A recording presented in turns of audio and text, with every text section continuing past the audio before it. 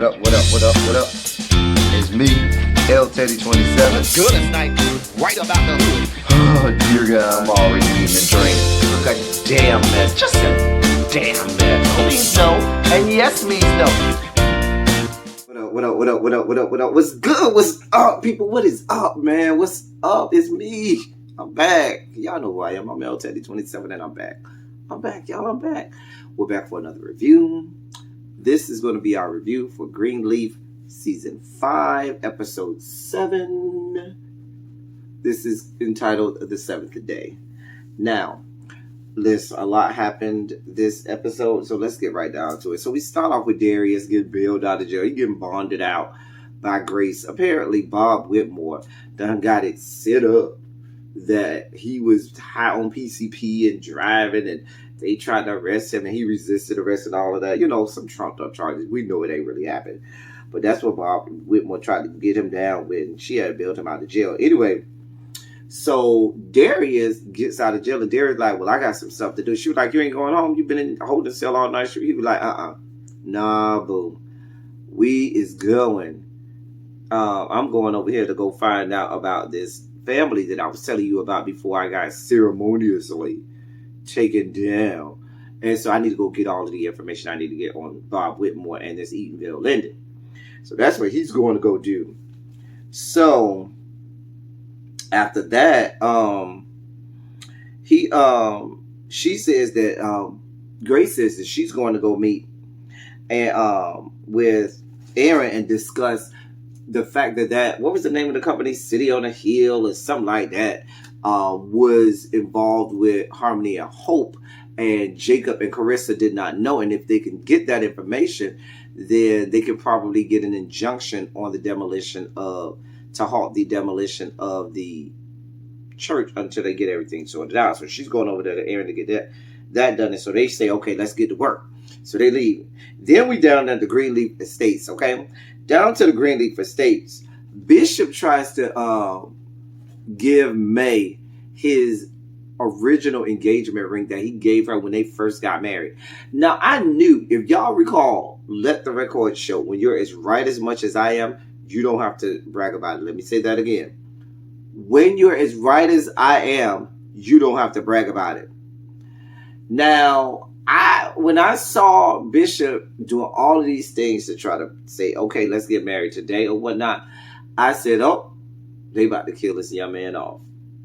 Because he was pushing it. He had brought her this thing looking like it was a breakfast in bed type situation. When she opens it up, it's actually their original engagement ring that he gave her when they first got engaged.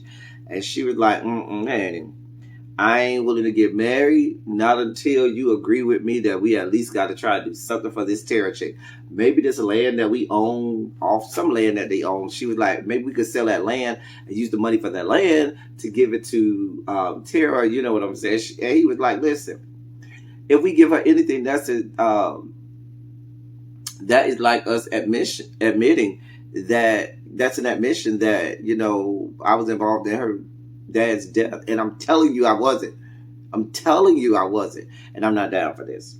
So she was like, well, if you ain't down for it, well, then you're going to have to wait till Flag Day.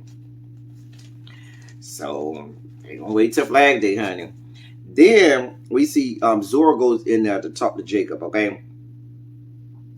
Jacob is like not here for it. He's still down in the blues because Winky and Carissa left and he missed his son, this, that, and the third. Child Zora's like, listen, I'm still trying to leave tonight and you still messing around. I'm trying to get up out of here. So she's like, listen, if that thing with, you know, our cousin don't work out, I found this little studio apartment that might work out, okay? And this studio apartment, you know what I'm saying, it's small enough that you ain't got to worry about a boy staying with me or whatnot, you know. But I need the down payment tonight. He's like, listen, you ain't getting none of this tonight. I got way too much going on. Way too much. I ain't got it to do today, Zora. Leave me alone. And so they depart from there. Anyway, she storms out of there. She's hot. She is hot. Bishop then talks to AJ, and Bishop tells AJ, asks AJ, is he going to, you know, take him up on his offer with the car? And AJ was like, yeah, you know, I'll do it. And so he says, well, meet me down there by the car, you know, in 30 minutes. Down to Harmony and Hope. Grace and Aaron show up with the sheriff's office saying that they have an injunction to to pause the demolition or to stop the demolition until the judge reviews the case that they got all about the whole city on the hill, whatever the hell the name is, was being a subsidiary of Harmony and Hope, and them not telling Jacob and Carissa ahead of time. So Alfredo saw Fernando then said, honey, I dicked that whore Carissa down so well, honey. Oh, baby, she knew it. I whispered it soft and wet in her ear as I inserted myself inside her body and then gave her the clap. Okay? Clap on, clap off, clap on, clap off, the clapper.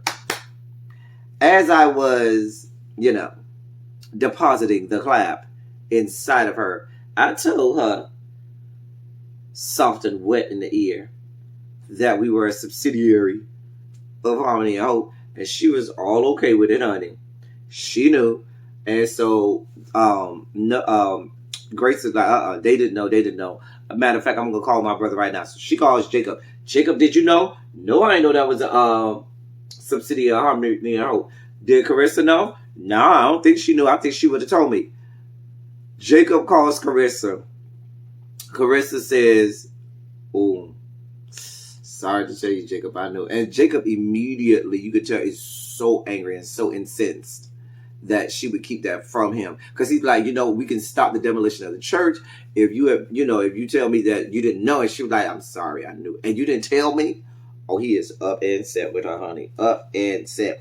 Now, while they were down at the church house, telling, Judy and Phil and Alfredo Sauce that they couldn't demolish the church at that time, Noah shows up, and Noah tells Grace, hey, I found the caretaker for Mrs. Davis, and we can go and talk to him. And at that point, it was just a lot going on at one time. It was just so much. It was like bam, bam, bam, bam, bam, bam, bam, bam, bam, bam, bam, bam. It was just too much going on. So much trying to be, punched or, cramped into one small segment or one small space. And it seemed a bit rushed and not fully developed. It was just a lot going on right there. And I just didn't like how I felt like it was just way too much going on, way too much. We then see May talking to Tara. And May is like, listen, we got some land. We can sell land. We can give you the money or whatever. Tara's like, Rochelle ain't going to go for that. And quiet as it's kept. If we just being honest here, this is my daddy house. Y'all owe us this house. I'm not on your side, boo. I'm not siding with you. We ain't in this together. I'm here for this house. Okay? Baby, as May saw, baby, this not going to go in your favor, May. May found out real fast that she was negotiating with a terrorist. You're negotiating with terrorists. And first rule of war, you do not negotiate with terrorists. Anyway, Jacob, AJ and Bishop, they talk. They out there in the barn or whatever, looking at the box with the parts for the car. And Bishop tries to lead AJ to salvation. He tries to get, AJ to go with, doing this in his prayer and, repenting, and becoming, getting saved, sanctified, filled with the Holy Ghost and the mighty bread of fire. And AJ was like, nah, not right now. Maybe later, but not right now. And so you see this prevailing theme that everybody Bishop talks to. They're like, yeah, not right now. Yeah, not right now. Yeah, not right now. Which further drove home to me, this Bishop. I knew from the beginning. I said, this Bishop last episode. This is his last good episode. So he was like, well, I can't wait till the day I get to see you, do the sinner's prayer. And it's going to be better than 10,000 Grand Canyons and 10,000 sunsets. The smile you're going to give is going to be bigger and brighter than any smile you've ever given in your life on that day. And I'm going to be here for it. And I was like, we'll see. Anyway, after that, Grace and Noah go to the little caretaker guy. The caretaker telling them all about how Mrs. Davis and this black dude will argue, and stuff like that. And sometimes he was, seemed to be a bit violent. and so forth. But anyway, long story short, okay, he says she confided in me and told me that he was her son, and that she was ashamed to say that she had this black baby, but that was her son, and she just never told anybody and didn't want anybody to know that she had a son. Definitely not a son that was black. And so then we're at the Greenleaf Estates. Now here, the Bishop, May, and Charity are watching the news. They have this big announcement that Bob Whitmore is running for Senate, and he's going to announce it at this demolition of the church. Grace comes right on out. Listen, I gotta tell y'all something. Let me tell you now. Daryl James is Mrs. Davis's son. How you know? We found out from the caregiver. Bishop say, listen, May, call Tara and Rochelle now. Tell them to get over here. Nah. Charity there says, listen, I'm going to the church. I got a last ditch effort to do whatever I can to get the church from being demolished.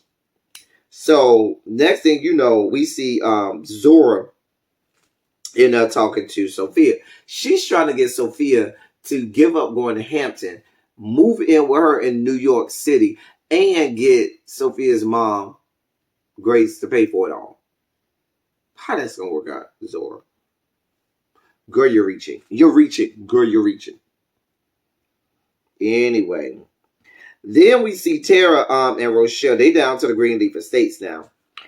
May says that they found out some information, and from what they found out, Mrs. Davis is their grandmother. And they're going to have to, exhume the bodies, do DNA tests, and so forth. And if it, after the DNA test, if it's found that this is true, what they'll do is they'll go ahead and concede the house to them. They'll give them the house. Rochelle say, damn a goddamn house. I don't want no damn house. I want the truth about what happened to my damn daddy. How about that? Damn house. I was like, Jacob comes in as they're having this whole discussion. And Jacob says, listen, Charity done said everybody in the church, all the members, and told them that they're going to have a big meeting down to the church to talk about this whole thing with Eatonville Linden and what they did to black folks at Eatonville Linden and what Bob Whitmore did. Bishop says, oh, Lord, they all decide we need to go down here. Bishop tells Tara, listen, not Tara, Rochelle. Whew, sorry, y'all, it's late. He tells Rochelle, hey, whore, if you want to know the truth, you come on down to the church house and you'll get the whole truth, the pure, unadulterated truth. So they all going down to the church house. Grace meets up with Darius, and they're in the foyer, I think, of the church. And Darius said, listen, I got all the info from the family who was able to corroborate the Eatonville Linden situation. I got all that info. I got it right here. I just sent it off to CBS, and they thinking about running with the story. And then they go into the church.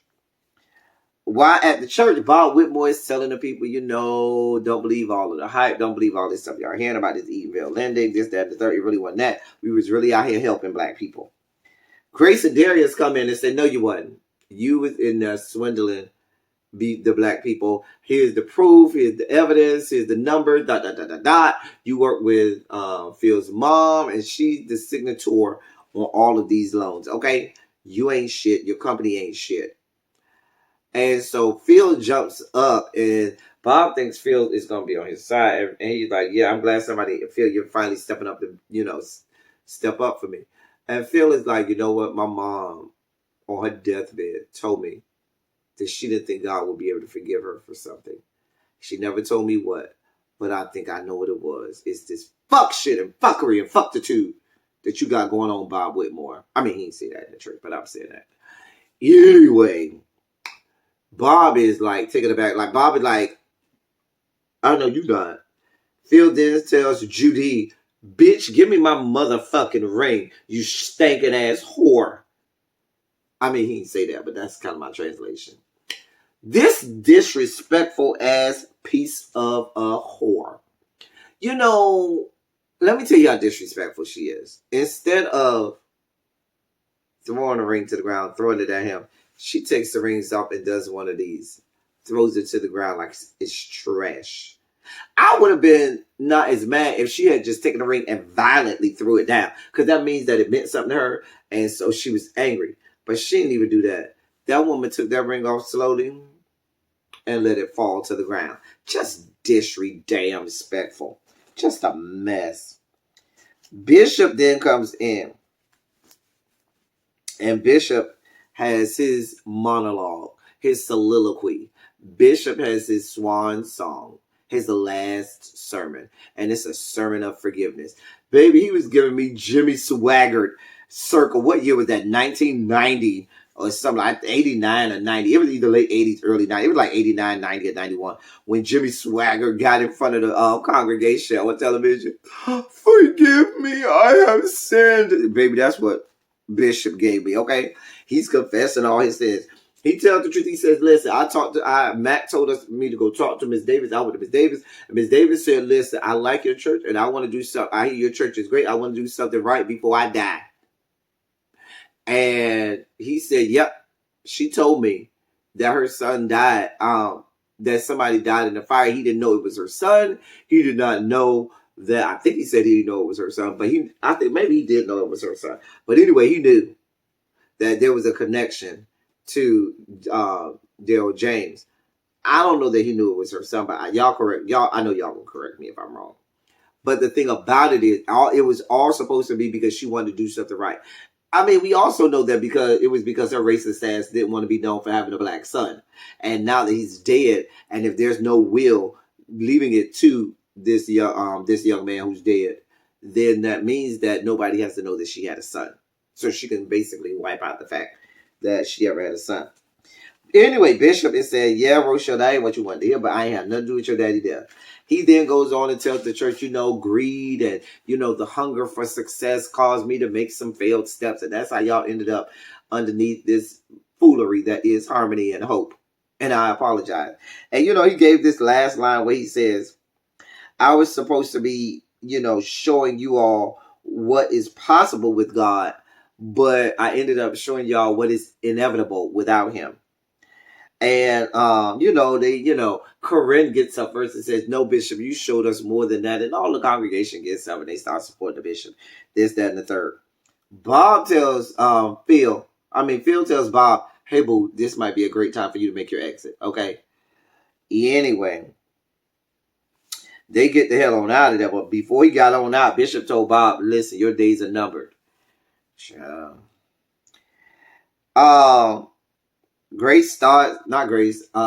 Charity starts singing Amazing Grace. It got real sappy at that point. I was like, okay. Anyway, when Grace goes to the foyer as Rochelle is leaving, she goes to Rochelle and kind of, confronts Rochelle about, so what's up with you now, whore? Yeah, I see how you tried to give AJ's number to Noah, and you thought that was going to be bad for me. It all worked out for good for me, you stinking pussy whore. And she was like, Rochelle was like, She was like, I just wanted them hoes to fight right there in the foyer. Just get it down. 2 to the left, 3 to the body. Okay? Anyway. But that happened. Phil then tries to get up with Charity as she's leaving. And Charity was like, I ain't been hurt this much by the man. What she said? I think I wrote it down. She said, I haven't been hurt this much by the father of my son. And I was like, hey, bitch. Hey, stupid whore. Say it with me. His name is Kevin. His name is Kevin. His name is Kevin. Where's Kevin? Where's Kevin? Where's Kevin? Dear God. Anyway,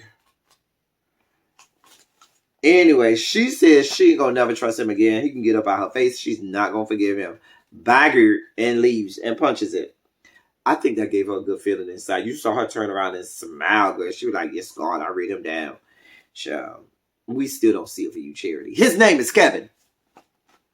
Anyway, Darius is dropping Grace off home, and he tells her, CBS is picking up the story. Apparently, Bob Whitmore is stepping down as head of Harmony and Hope, and things seem to be on the downswing for Harmony and Hope. Darius wants Grace to come home with him so he can fuck the shit out of her. Grace declines and say, well, I got to talk to Sophia. She said she need to talk to me about something. I'll meet you tomorrow. We can get together and celebrate tomorrow. You could beat this good box in tomorrow, boo. Grace then goes in the house and talks to Sophia. Sophia tries to make small talk. Grace is like, honey, what did you want to talk about? So she was like, well, I just want to tell you that I know it was wrong that I sent those pictures to basketball player Jude. And Grace is like, what pictures? I don't know what you're talking about. And Sophia immediately knows that Zora was lying the whole time. And now she done gave up her own secret to her mama. I think Zora knew that Sophia was going to end up doing that anyway. Smart girl, Zora. Smart girl. Then we see May putting on perfume. May all happy. May want to give it up to the bishop after his whole big, song and dance down to the church. She goes, Bishop is sitting up in bed. And she goes to him and says, I'll marry you. Let's go tomorrow. And Bishop is like, can't talk. And he got the Bible in his hand. And he can't talk. And she knows he's having a heart attack. She's like, what's wrong? She knows he's having a heart attack. She's like, I need to call 911. And he's like this, trying to scribble on the Bible. She's like, you want a pen? She gives him a pen. 911. He scribbles, after she calls 911 and tells him to send an ambulance, he scribbles, I do, on the Bible. And she was like, I do what? She was like, oh, I do. She was like, I do too. I take you as well. Because remember, they're supposed to get married. So he was saying, I do. And he's dying. And she's whispering, I love you. I do. I love you. And screaming. And as he's dying. And he dies. And it goes on from there. Now, I told y'all last episode, I predicted he would either die by Rochelle shooting him or whatever disease that he had, which I guess was heart disease. But I knew Bishop was going to die. He had to die. It was so predictable. I knew he was going to die. I think we all knew he was going to die. But that was the whole episode, y'all. Y'all let me know how y'all think. Child, we got one more episode, y'all. They're going to have one more sickening feud. Baby, I want to see this good feud they about to have. And if Kevin don't show up to this good feud, baby, when I tell you I'm going off next review, if Kevin does not show up to this good feud, baby shark, do. I'm going to have a whole 5-minute tirade going off on production and the writers for not bringing back Kevin. That's all I got for y'all until next week. Thank y'all for coming. Y'all drive safely. I'm out of here.